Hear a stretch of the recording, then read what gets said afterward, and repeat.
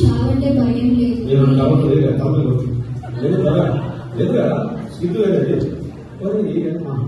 నేను ఇప్పుడు చనిపోయినా కూడా ఆ దేవుని దగ్గర నా కళ్ళు తెరుస్తాను.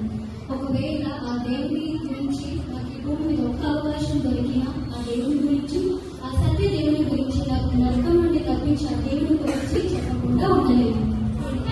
చావంటే భయం లేదా? మళ్ళీ దేవుని దగ్గర బ్రతుకుతారా? అసలు మీరేం చెప్తుంది? అసలు నరకం అంటే ఏంటి?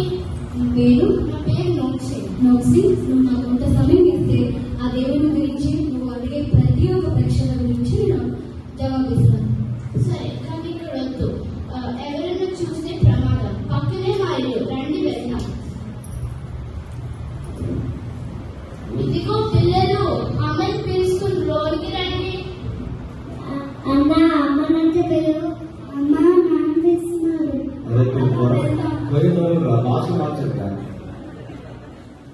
ఇదేనా తెల్ల మిషనరీలు? ఎందుకు మన ఇంటికి తెచ్చావు?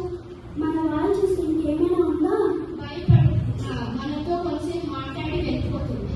సరే, కూర్చోండి.